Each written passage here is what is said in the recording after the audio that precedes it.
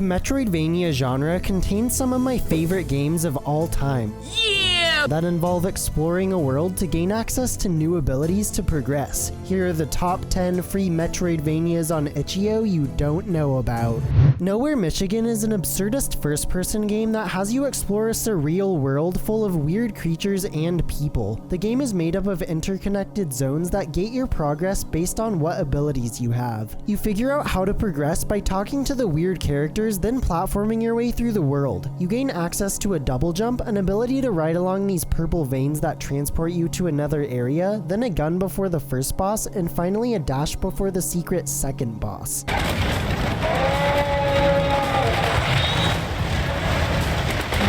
The main draw is talking to all the strange species to see what their deal is, and exploring the odd world since you never know what you're gonna see next. If you're looking for a trippy first-person platformer that'll have you wanting to explore the entire world, then I recommend Nowhere, Michigan.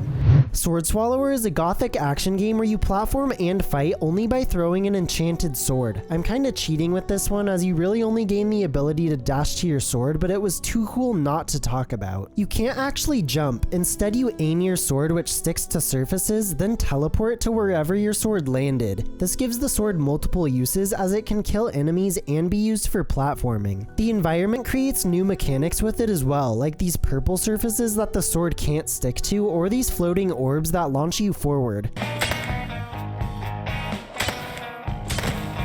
There's a few boss fights too that test your movement skills as you wait for the boss to reveal its weak point. If you're looking for a gothic action game with super unique movement mechanics, then I recommend Swordswallower.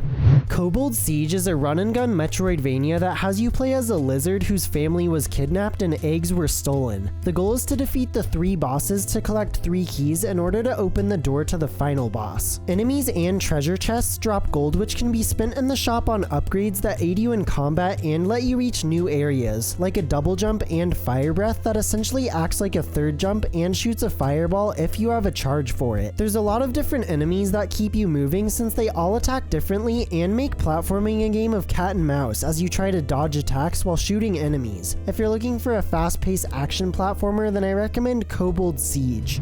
Growmi is a puzzle adventure game where you explore a world full of interconnected puzzles to regain your lost powers. The game plays similarly to Snakebird in that you have a limited number of moves and complete grid-based puzzles. There are 5 different zones in the game, each containing unique puzzle mechanics like these blue orbs that give you extra length, or these arrow boxes that allow you to pass through them, for example. As you progress, you gain new abilities like Shrink, which allow you to retract your body to wherever your head is, and the Magnet, which pulls metal boxes. Completing a zone will give you extra length as well, so the puzzles get more and more complex. This is one of the most challenging puzzle games I've ever played, so I was happy to make use of the hint system. If you're looking for a difficult puzzle game with a great progression system, then I recommend Growmi. Goodboy Galaxy is a 2D action-adventure platformer where you play as a dog exploring a hostile alien planet. I found how progression is gated to be very unique. You only gain one ability during the game in the form of a charge shot, which breaks rocks blocking your path. Instead, there's these beacons that take away one of the abilities you start with whenever you walk through them. There's one that takes away your gun so you can't break blue blocks or kill enemies, one that makes your jump small changing what areas you have access to, and one that takes away your shield so you can't damage boost across enemies or spikes. Instead of exploring for upgrades, you're exploring for collectibles that NPC characters need in exchange for an item used to progress. If you're looking for an efficiently designed Metroidvania with great level design, then I recommend Goodboy Galaxy. Cataracte is a challenging 2D platformer where you play as a hero tasked with delivering the purifying gem to a shrine. You start out only being able to jump and float. The float is very momentum based and has a limited length, so you have to be mindful of how you use it. You die in one hit from the black moss, but checkpoints are generous so as to never be frustrating.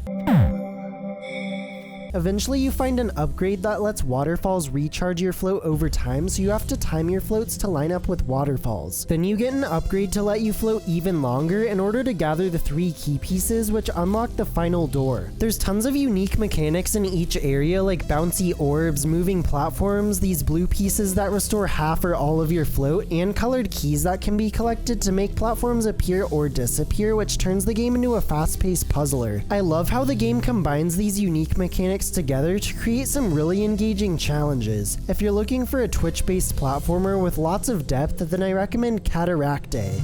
Wonderflower has you play as a girl who needs to collect materials to plant the last flower in the world. The game is a quaint and simple Metroidvania, but the characters are full of charm. The game has you do a lot of cute fetch quests to help out the characters in the world, like passing love notes between two aliens who are too shy to meet in person, or delivering letters between three sister snails who fell out of touch. The world is broken up into several zones gated by what abilities you've acquired from doing the various quests. Eventually you'll be climbing chains, breaking glass floors, and using air vents to reach new areas. The world is smartly designed, as you can often make progress on one quest by talking with someone while on your way to someone else. If you're looking for a cute Metroidvania with charming characters, then I recommend Wonderflower.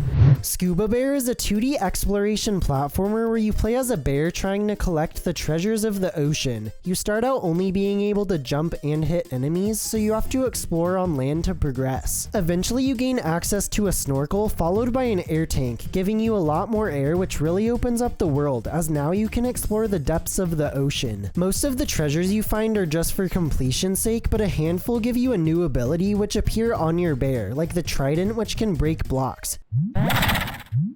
There's only 2 enemy types, so the game is more driven by exploration, but I found that to be relaxing. If you're looking for an adorable Metroidvania about collecting treasure, then I recommend Scuba Bear.